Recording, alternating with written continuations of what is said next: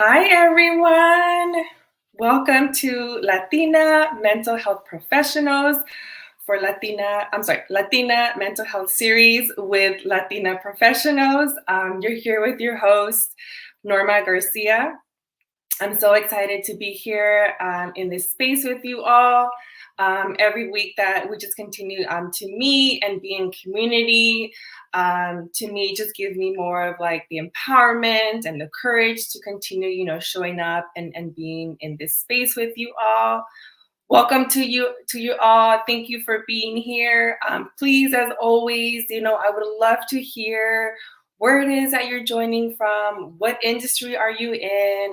What are you looking forward to in today's, presentation? On behalf of Latina Professionals, we just want to thank you for your continuance, presence, and support.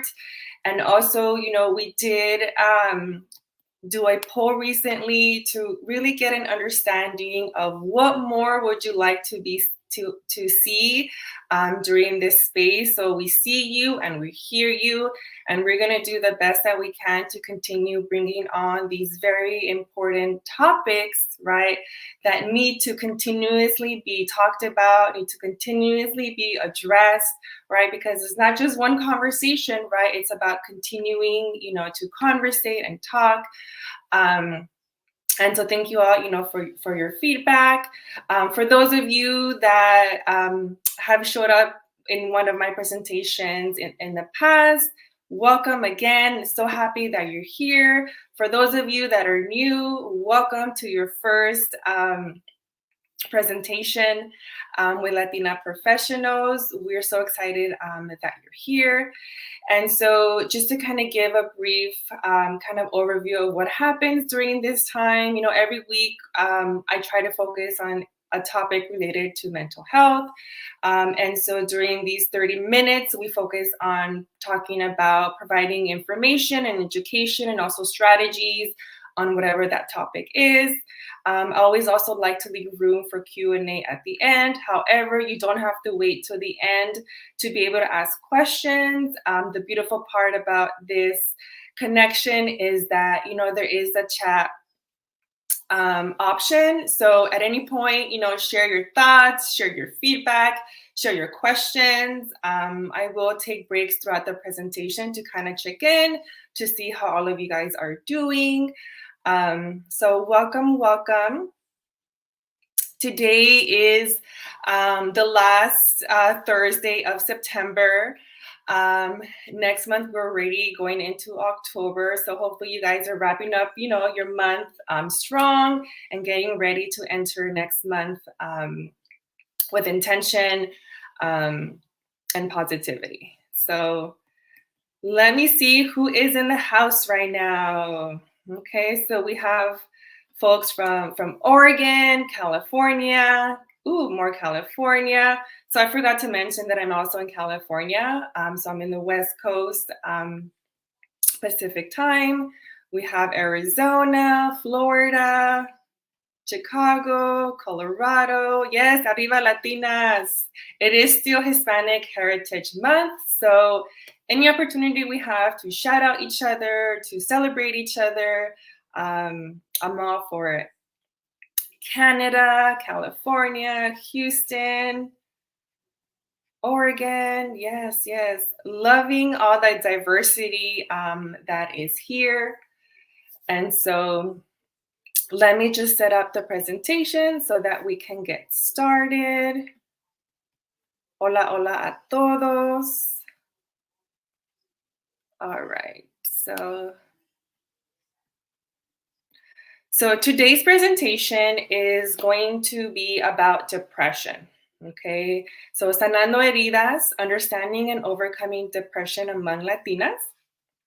Let me just get this going for you all. So before we actually begin the presentation, for those of you that continue tuning in, you guys already know that I always tell you about who I am before I start the presentation, especially for people that have joining for the first time. Again, my name is Norma Garcia. I'm a licensed clinical social worker and a life coach. I've devoted the last 10 years in working with the BIPOC community, specifically with an emphasis in Latinx, providing direct mental health and crisis intervention. I've worked in different, agencies, from clinics, schools, even out in the community, all related to like mental health and crisis work. My approach is about being culturally sensitive, having a holistic, really understanding, right, all parts of ourselves, and also applying like a trauma-informed lens. I'm very, very passionate in empowering Latinas and women of color to heal, to become their best version, to reach your full potential. And it's an ongoing mission of mine to continue advocating, educating on all things mental health, breaking generational cycles, and creating impact in our community. And so, like I mentioned, today we are going to talk about depression. Okay, so I do want to just kind of preface that if at any point anything that I mention or talk about, right, all this information is psychoeducational. So I will be providing like insight, tips, and tools. But if any point, if you notice that you're triggered, there's an emotion that comes up, right? Lean into that, pay attention to that, and allow yourself, right? Whether it is you need to like step away, you need a break, maybe you need to get out of the presentation. I will not take it personal, but really pay attention to what your needs are. And if you need to remove yourself, if you need to take that moment to like calm yourself or to cope, I invite you to do that, because talking about depression, right, can be triggering, not just in depression that may be existence within us, but also when we think about our family, right? Whether our family members, our loved ones, right, if they also experience, a form of depression, because we know that depression is something that affects us individually, and it's also something that affects us, collectively.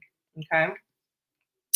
So first, I wanted to start off with some findings. Okay, so upon doing research, these are the different statistics or findings that I found specifically with our community as Latinas. Which I think is really impactful to know this, to understand the prevalence and how impactful depression is in our community, especially as mujeres. So the first one here, it says that Latinx women, right, that's us here in the room, are twice as likely to develop depression as compared to Latinx men. So already, as women, we're more likely to have depressed more than men. Also in comparison to other ethnicities, white populations, or even African American. This one's also connected to us, right? Employed Latinx women, right? We that are professionals, that we're employed, right? We're working, that we are more stressed than mujeres that are unemployed, right? And when you think about that, there could be a lot of, different reasons for that. But common reasons that could be is that we have either added responsibilities because we're a mom, right? Or we have multiple jobs, right? I'm sure many of you, after, leaving work, right, your full-time job, there's also work at home, right? Where it feels like you have like a part-time job. So already, you're at higher risk for depression.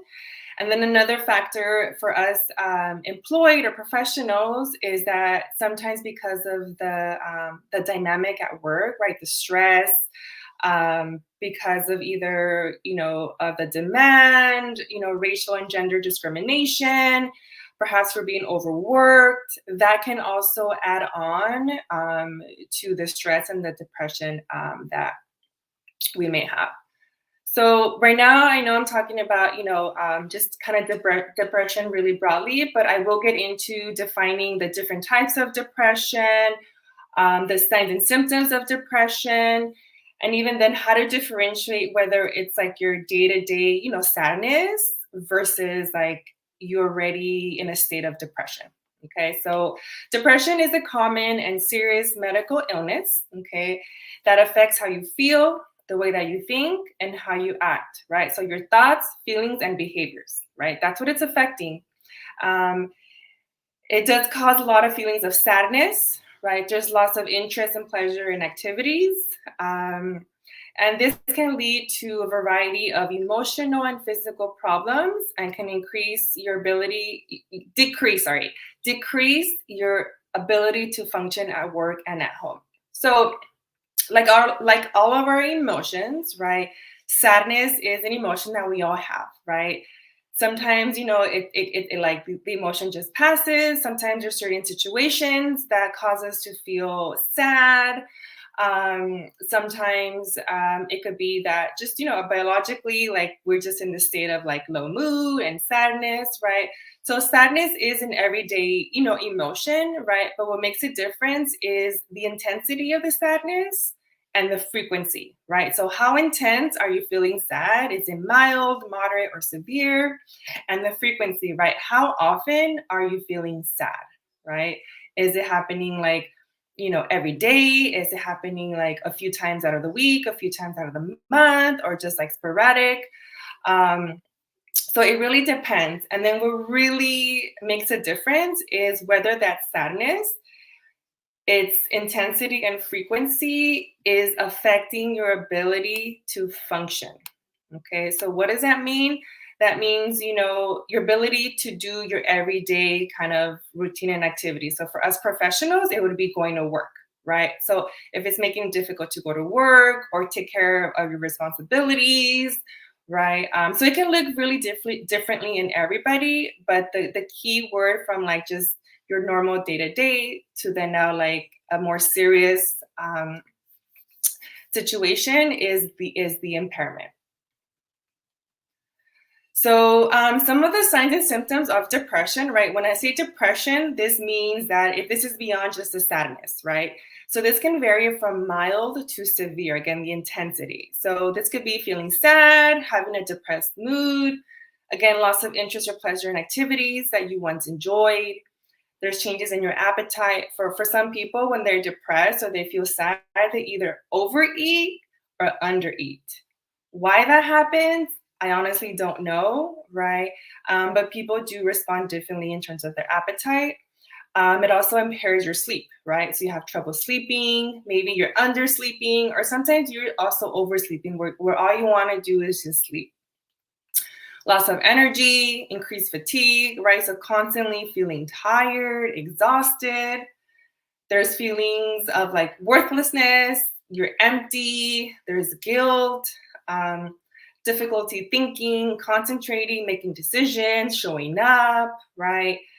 And it's to the extent too, if it becomes severe, then it can also lead to thoughts of suicide or suicidal ideation. So just some common symptoms to look out for. Please, I don't want you to start self-diagnosing yourself based on the things I'm presenting, okay? I know that that's something that can happen, right? That we start kind of diagnosing ourselves like, oh my gosh, I have this, I have that, I have that, I have depression, This is just information, for you to have. If it is that perhaps you are experiencing, depression, right? This can be a sign too, and think about like, okay, do I need extra support? Do I need, professional support? Like, what do I need to do to like help my depression? All right. So next, I'm going to go into the types of depression, but first, let me check the chat to see if there's any questions or anything to address right now. Okay. Awesome. So no questions to address right now. Okay. So next, the types of depression, right? So depression is just the umbrella name, right? And under depression, there are different types. Today, I'm only going to highlight a few of them because there are a lot more. But just again, for you to have information, right, on what depression can look like, what happens if it is that, then again, the normal day-to-day depression becomes an actual serious illness. And again, mental health and a mental health disorder or illness is also very different. So what I mean by that is that just how we all have physical health, we have to take care of our physical body. we all have mental health, meaning that we all have to take care of our mind, right? However, when we don't take care of our mind, when we don't take care of ourselves, right, this can then lead into a mental health illness or disorder. Okay. So my background is in social work. And so part of my training has been to understand all the different diagnoses because part of my job is to diagnose my clients. And so we actually have, I call it the Bible of social work or the Bible of therapy, but literally is like, actually I have it back there, but it's like a huge book and it has all the imaginable, diagnoses, mood disorders, substance use, psychotic disorders, all the disorders that you can think of. And so today I'm going to talk about some of those disorders that are actually in that now the DSM-5 book. And also, it's now the fifth. It's the fifth one because there's been a lot of revisions. And in the most latest revisions, there has been a lot of cultural revisions, right? So really also considering the role of culture as we are diagnosing and understanding symptoms of culture. And so the most common one, classic one, is a major depressive disorder, right? This means that you're depressed, right? Depression all the time. Again, you have lots of interest in activities. You don't have pleasure. You have trouble sleeping, changes in appetite, weight loss of energy, feeling worthlessness. Again, thoughts of kind of like the symptoms that I described earlier. Those were the classic symptoms of major depression, right? So essentially, like you're depressed all the time. Every day, all the time, right? And then it gets into different types of major depressive, right? But we're not going to get into that today. Today is just about there's a major depressive disorder, right? Then we have the persistent depressive disorder, and right, and how it differentiates is that you still have a low mood, right? So this kind of means like a persistent, like low mood, depressed mood that's lasting for 2 years. But there isn't significant like depressive episodes, right? It's not like you have all these highs, all these lows. It's kind of like you're pretty steady. You're like low mood, pretty steady, right? Well, with the depression, there could be a lot of like highs and lows, right? So the intensity, it's what's different. Many people that have persistent depressive disorder, they are able to function day to day. They just perhaps feel like less joy, or just again have like a lower mood. And again, they can have similar symptoms as the other depression, right? Like low energy, low self-esteem, hopelessness, right? So again, this one is different in terms of the intensity. All right, then we have perinatal depression. Perinatal and postpartum depression, right? So this has to do the depression surrounding pregnancy. Okay, so the perinatal, right? This is a depression, prior to giving birth, right? Everything happening before the pregnancy, right? Before birth, there is this depression that comes, right? Then there's also the depression that's postpartum, meaning that after the baby is born, right, you do experience a postpartum depression. And again, that depression, the symptoms can look like the ones that I described earlier. So something about depression is that most symptoms are common, right? Again, what differentiates is again the intensity or the frequency. And so another one is a seasonal affective disorder, right? So this, as it says, is that you're depressed based on seasons, right? So when it's wintertime, you're depressed, right? And an interesting fact, I don't know if I have anyone here from Washington, from Seattle, Washington, but they say that, that Seattle, Washington has the highest rate of depression and even suicide because of the weather, right? So I feel very lucky that I live in California and I have such amazing weather that we don't really hit like the winter, right? But this is something that still can be real, right? That your mood changes as the seasons change as well. And the last one that I'm talking about today is a bipolar disorder, right? This is also a mood disorder in which you have the depression, right? But you also have these periods of like high energy, high activity, which is called mania or manic. And this is opposite. Like when you're depressed, you're like down in the dumps. When you're like manic, you're like high energy. And so that high energy gets you to do a lot of impulsive, destructive behaviors, such as like, overspending, risk taking, things like that. Any questions about these diagnoses so far? Okay, perfect. So now, let's get into, what's next, right? So we know what, we're getting familiar with what depression is, right? And there's a lot of reasons why someone becomes depressed, right? Depression can come, either from like genetics, right? So if your parents or your previous generations they have depression, it is something that can be passed down. Also society, right? Things that happen in society, life in itself, right? Significant like life-changing events, right? Grief and loss, um, breakups, divorces, something traumatic happening. There's so many different factors, right, that can lead someone to be depressed.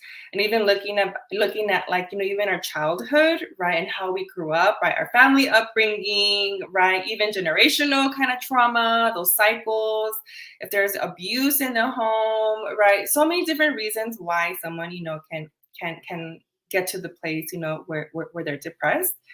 Um, so what I do want to highlight here, right, is that when you are depressed, right, you can't just snap out of it, right? Not just like, okay, get over it, like stop being depressed anymore. Like it just doesn't work like that. Like it's a legit serious illness that we go through. And the thing with depression, because it's also genetic, like there's like biological kind of component to it.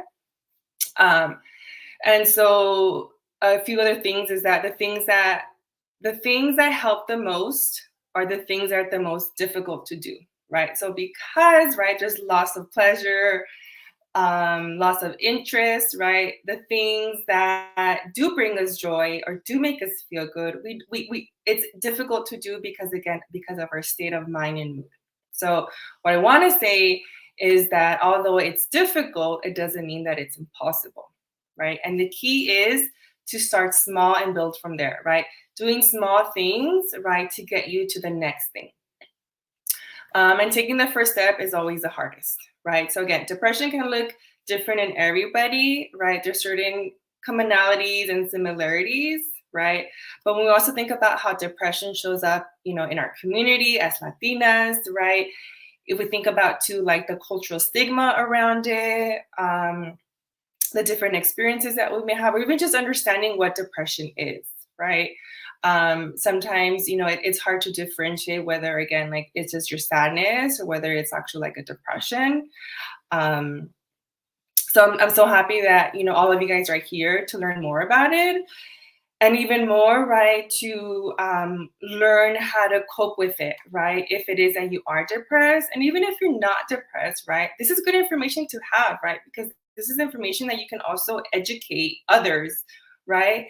If you start noticing these symptoms in like your loved ones or your family members, right?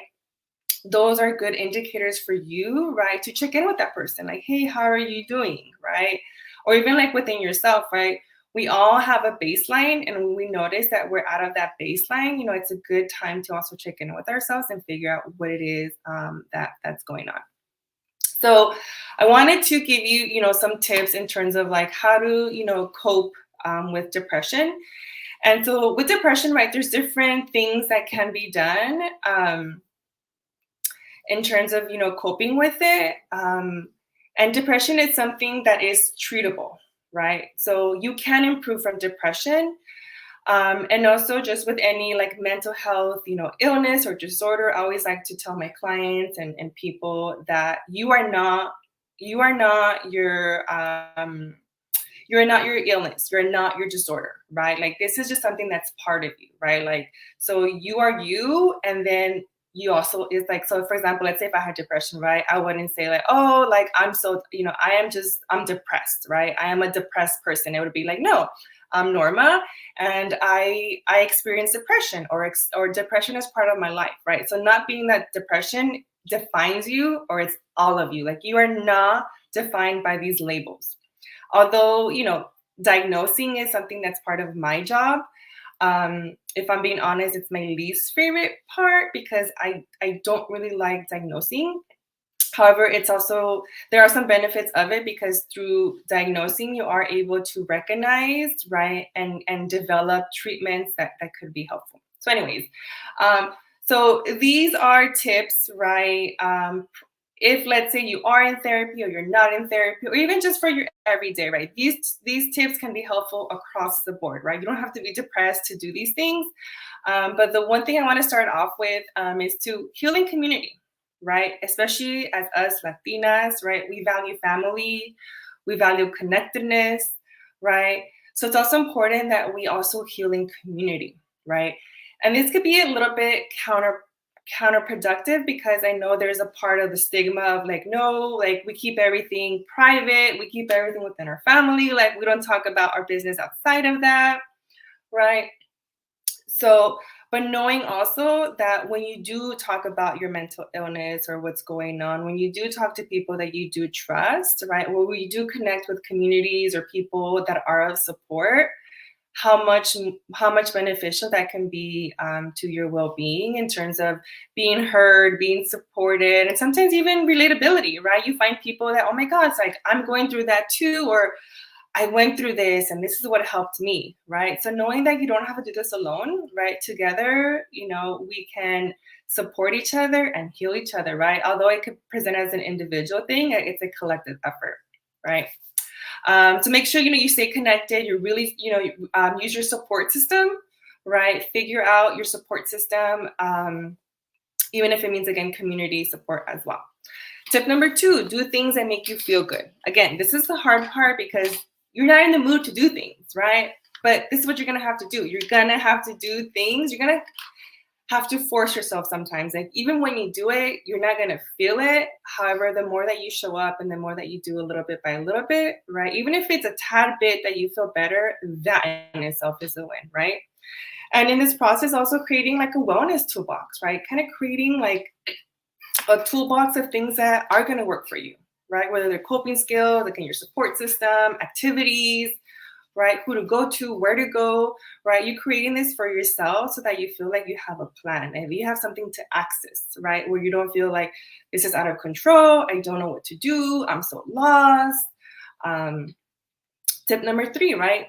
Get moving, right? Physical exercise, moving your body, right? And then we think about like the mind-body connection, right? That we also have to heal our body, that our body also is the way that we release, right? Especially if we think about like our emotions, right? Our emotions are in our body, right? So we also have to get moving and release those emotions out of us. Tip number 4, something so, simple, right? But sometimes, again, we don't do, right? Get a daily dose of sunlight, right? Understanding the impact of vitamin D, right? How it helps to boost our serotonin levels. And although there isn't sunny D, right, we can take vitamins, right? So these are like little things, right, that can create bigger changes in the long run, right? In the moment, right, it may not feel like there's anything changing or there's anything better, but the more that you continue working at it, right? Because depression is something that is really hard to get out of, right? It's really hard. And I've had clients that I've worked with for years, right? And sometimes it's that they will always have depression. It's just about how you learn to live with it. How do you learn to manage it, to cope with it, manage your stress, understand your triggers, understand when you need to take breaks, understand when you make boundaries, right? Another big part about feeling depressed, right, is your thoughts, right? That a lot of your thoughts are negative, you're hopeless, your self-esteem is down, your worth is down, right? So there will be a lot of negative thinking that happens because, again, you're sad, you're feeling down, right? So part of the challenging your negative thinking, right, is examining your thoughts. Like, wait a minute, like, are these thoughts true? Like, where's the evidence that this thought is true, right? And altering them with more realistic and positive ones. Things are going to be affirming to you. And again, and it's all about repetition, saying these things. And, although you may not believe it, you're still practicing it, right? This could be also, making sure that you practice gratitude, right? Focus on the things that you are grateful for. This can also be practicing compassion, right? Like being compassionate with yourself, understanding that you're going through a hard time, understanding that you are feeling really low and that you don't have energy, right? So part of this too is not necessarily just fighting your depression. Like I'm just gonna fight you off. It's like accepting that it's there and doing things right, where slowly you're gonna start healing from it. Making sure that you create a healthy lifestyle, right? Look at your habits, right? What are your eating habits? What are your sleeping habits? What are your spending habits too, right? And creating a lifestyle that's going to support you, to feel better, to do better, right? Food itself, right? We also look at food, right? Food can also affect our mood, right? Like the kind of food that we're eating. Also, depression also is connected to our physical health, right? So there's like physical illnesses that are also happening, right? And then lastly here is, to seek professional support, right? So as a therapist, of course, I'm very biased and I feel that we all, can benefit from therapy. And you don't necessarily have to have a mental health illness or disorder to have therapy, right? Let's say though that your case is that you do have some depression and you find yourself like in this like in this like dark place and you do need support. There is help out there. So I know that all of you guys are tuning in from different places. So I don't have resources for every state. However, if there are specific, perhaps if you want to reach out to me either via, LinkedIn DM or my email address, and you need support helping a therapist, I'd be more than happy to also help you if you need to find resources within, your state or your district. But here are some common ones that are throughout the United States. I don't know, I don't have any necessarily that are like out of the United States, but if anyone, again, lets me know like where they want support with, I'm more than happy to find resources for you. So the first few are just directories for therapists that are specifically Latinas or Latinx, and work specifically with Latinx clients. The other ones are just websites to get more information, not just on depression, but other different, mental health related stressors or challenges that we may be experiencing. So the last tip here is like professional help, right? If you're at the point that you need additional support, more personalized support, more consistent support, right? Seek therapists, counseling, psychiatrists. So something with, with depression, it is something that medication can be paired with, with therapy. But at that point, that's like your personal preference. That isn't my go-to to, recommend like, oh yeah, go see a psychiatrist. It's a case-by-case basis. You can heal from depression or manage it without the medication. It just, really depends. So here are some resources. Just so you know, the presentation will be on replay. And also if you do want a copy of the presentation, I'll make sure to let you know what my email address is. You can also email me, again, or shoot me a DM. What I was able to find though, that is kind of worldly is I did find some depression hotlines and some suicide prevention help. So here I was able to find a few things for the US, UK, Australia, Canada, specifically to these different topics. So with that being said, I have come to the end and now want to leave it open for any Q&A, any questions that you may have, any comments, any feedbacks, anything that resonated with you. Someone did ask, can you go in and out of depression? And yes, you can. You can, have periods or episodes where, maybe it's a single episode where you're depressed, but you can also have like recurrent episodes, right? Depending on what is going on in your life, right? Things can trigger you into getting back into the depression. The hope is that, with strategies and tools and support, right, that anytime that depression does come back, that you do find ways to try to cope with it, the best that you can. Great question. Someone shared that they started taking vitamin D a week ago. Yes. Someone asked about, so someone asked about psychiatrists in Spanish. And so if I'll connect with you separately and see how I can support you in that, because it also depends where you're from and what resources I can have for you. But I know we kind of went past the 30-minute mark, but thank you all for being here. I hope that you found this information valuable and that you continue, raising awareness, talking about mental health, right? And if it is that you need additional support, right, to get the help, it's okay to ask for help. You don't have to do this alone. So with that being said, I will leave you guys here. Just so you know, next month is October. It is ADHD Awareness Month. So I will be kicking off the month in talking about ADHD, which is attention hyperactive disorder. Alrighty.